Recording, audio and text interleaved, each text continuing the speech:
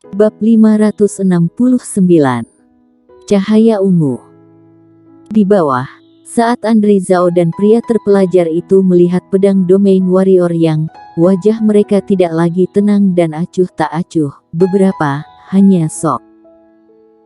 Domain pedang hanya keberadaan yang dipahami oleh leluhur pendiri sekte pedang legendaris, dan warrior yang ini benar-benar memahami Tuhan. Bahkan jika itu adalah leluhur pendiri sekte pedang saat itu baru disadari ketika dia berusia hampir 100 tahun. Berapa umur warrior yang leluhur pendiri sekte pedang dibandingkan dengan dia, bisa juga dikatakan sampah. Semua orang mendengarkan perintah dan mencoba yang terbaik untuk membunuh warrior yang. Pada saat ini, suara Andri Zhao tiba-tiba bergema di Partai Yuan. Lebih dari 3.000 penguasa alam bangsawan melintas di langit. Pada saat ini, skeleton itu memegang pisau darah dan menghantam mereka. Penguasa alam bangsawan menyapu, dan seberkas darah melesat keluar.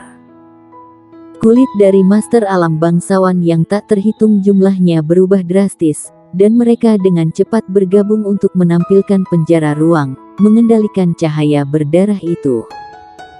Jangan ikut campur, aku akan membunuhnya secara pribadi hari ini. Suara skeleton itu bergema di Partai Yuan seperti lonceng merah. Wajah Andri Zhao berubah dan dia menatap Suge.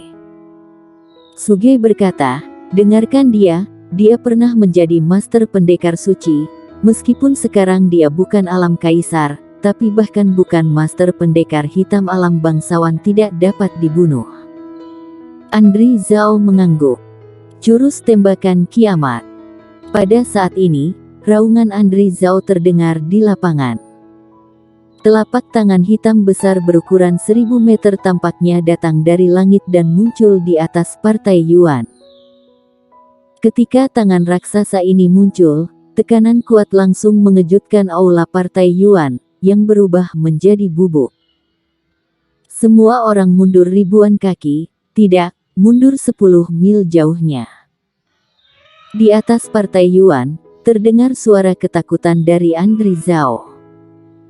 Ketika tangan raksasa ini muncul, wajah Sam Yuan berubah, dan dengan lambaian tangan kanannya, beberapa murid Partai Yuan di bawah tiba-tiba tergerak belasan mil jauhnya olehnya. Namun sebagian yang belum sempat berpindah, dikejutkan oleh aura mengerikan yang dipancarkan oleh tangan langit raksasa di tempat. Ini adalah keterampilan Dao yang legendaris.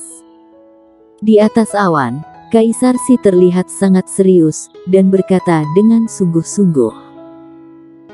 Kelopak mata Kaisar Monster berkedut, dan ada sorot keterkejutan di matanya, karena bahkan dia hanya mendengar skill Dao dalam legenda. Tepatnya, keterampilan Dao hanya tersedia di zaman kuno, sekarang seluruh benua hampir habis. Apa sebenarnya asal-usul orang ini? Mengapa dia memiliki keterampilan Tao? Kaisar Si mengepalkan tinjunya dan berkata dengan suara yang dalam. Kaisar Monster menggelengkan kepalanya dan berkata, dapatkah warrior yang menolaknya? Siap membantu, kata Kaisar Si. Kaisar Monster melirik Kaisar Si dan mengangguk. Tanda hubung tanda hubung tanda hubung tanda hubung tanda hubung tanda hubung tanda hubung. Manusia belum pernah melihat keterampilan Tao yang legendaris, haha. Suara skeleton itu penuh dengan kebanggaan. Si warrior yang menarik napas dalam-dalam, menggerakkan pergelangan tangannya, dan sarung pedang kuno muncul di tangannya. Kemudian dia memasukkan pedang Chi Feng ke dalam sarung pedang kuno. Sejujurnya, dia benar-benar tidak ingin menggunakan ilmu menebas langit menarik pedang, karena menggunakannya sekali berarti merusak senjata Dao. Kerusakan pedang Sun Kong telah membuatnya sakit hati. Dia tidak ingin pedang Chi Feng rusak, tapi dia tidak bisa menahannya. Takut dia tidak bisa menahan tangan raksasa ini tanpa ilmu menebas langit menarik pedang. Tidak ada lagi keraguan, tangan kanan warrior yang terbanting. Zen. Suara pedang terdengar di seluruh wilayah selatan. Dunia telah berubah warna. Ilmu menebas langit menarik pedang. Warrior yang menggunakan seluruh kekuatan tubuhnya untuk menarik keluar, dan kemudian menebas dengan keras, sebuah cahaya pedang membubung ke langit dan menembus tangan raksasa itu. Tapi pedang Qifeng di tangannya berubah menjadi potongan yang tak terhitung jumlahnya dengan keras. Bang! Tangan raksasa itu bertabrakan dengan energi pedang, seperti ledakan planet, dunia bergetar, arus udara hitam yang tak terhitung jumlahnya dan energi pedang berhamburan liar, seperti hari kiamat. Andri Zhao dan yang lainnya penuh dengan kengerian. Mereka tidak menyangka bahwa warrior yang begitu kuat sehingga bahkan skill Dao yang legendaris pun tidak dapat membunuhnya. Apakah dia benar-benar baru berusia 20-an? Apakah dia benar-benar Master Alam Kaisar? Kedua kelompok api di mata skeleton itu terus-menerus melakukan kekerasan. Mereka bergerak dan berkata, "Bagaimana mungkin, kamu, keterampilan pedang macam apa, tiba-tiba, tidak lemah dalam keterampilanku?" Pedang langit dan bumi. Pada saat ini, suara warrior yang tiba-tiba terdengar di lapangan, kemudian pedang besar yang terdiri dari benda spiritual langit dan bumi menebas angkasa dan meledak di sana, dada skeleton.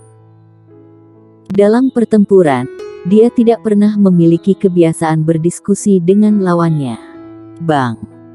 Nyala api langsung menyelimuti skeleton itu, dan arus listrik ungu yang tak terhitung jumlahnya terus-menerus menyerang skeleton itu.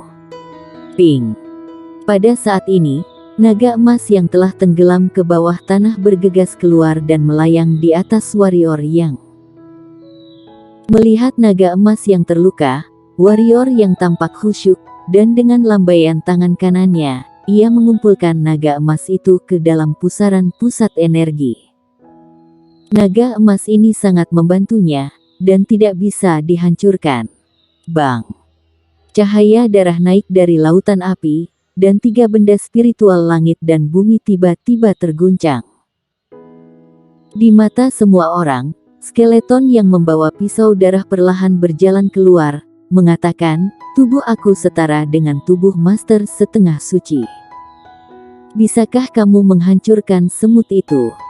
Ini benar-benar sakit kepala.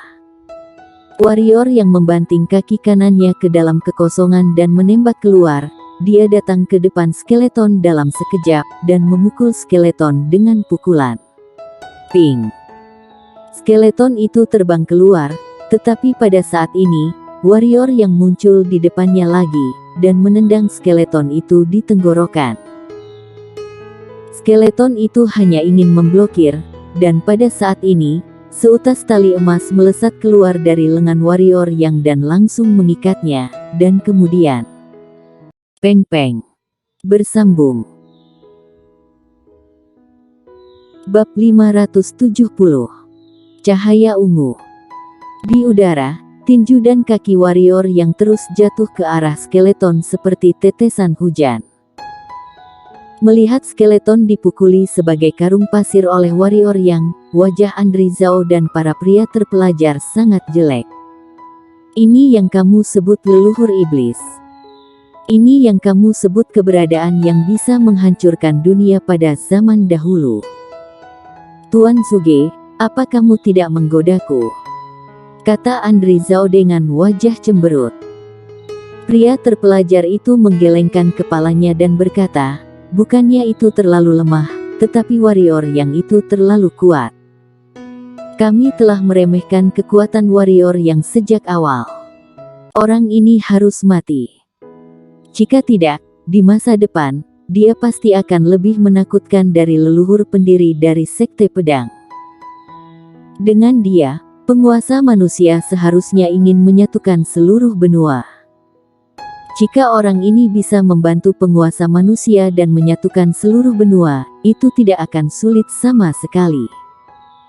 Sayang sekali, Andri Zhao menggelengkan kepalanya. Suruh orang-orang kita bersiap, bekerja sama dengan leluhur iblis, dan membunuh warrior yang dalam satu gerakan. Kata pria terpelajar itu. Andri Zhao mengangguk, karena pada saat ini, siapapun dapat mengatakan bahwa skeleton itu bahkan tidak ingin membunuh warrior yang bang. Warrior yang menendang muka skeleton dan langsung menendangnya ke jurang bawah tanah. Kali ini, warrior yang tidak mengejarnya, karena dia menemukan bahwa tidak ada gunanya sama sekali. Pada saat ini, tangannya merah dan bengkak, dan kakinya sedikit bengkak. Kali ini, dia benar-benar percaya bahwa tubuh orang lain adalah tubuh setengah suci. Jika masih ada senjata Dao, menggunakan ilmu menebas langit menarik pedang dapat membunuh lawan, tapi sekarang, dia tidak memiliki pedang setingkat senjata Dao di tubuhnya, dan dia tidak bisa melakukan tebasan ilmu menebas langit menarik pedang. Apa yang kamu gunakan untuk membunuh monster ini?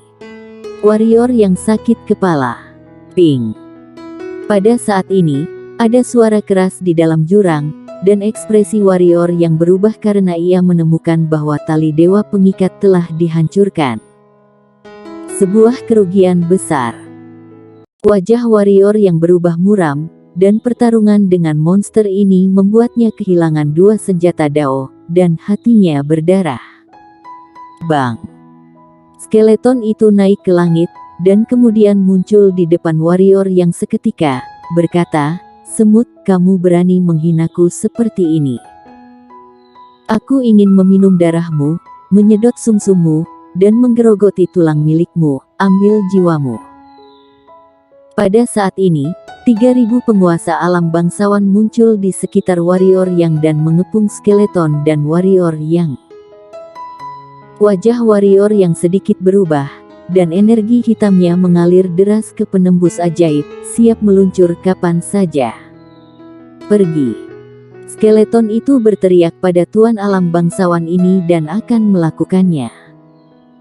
Pada saat ini, pria terpelajar di bawah tiba-tiba mengeluarkan papan kayu, dan kemudian energi hitam dituangkan ke dalamnya. Skeleton di atas tiba-tiba menjerit, dan kemudian melihat ke bawah. Pria terpelajar.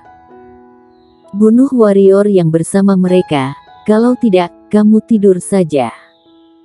Kata pria terpelajar itu.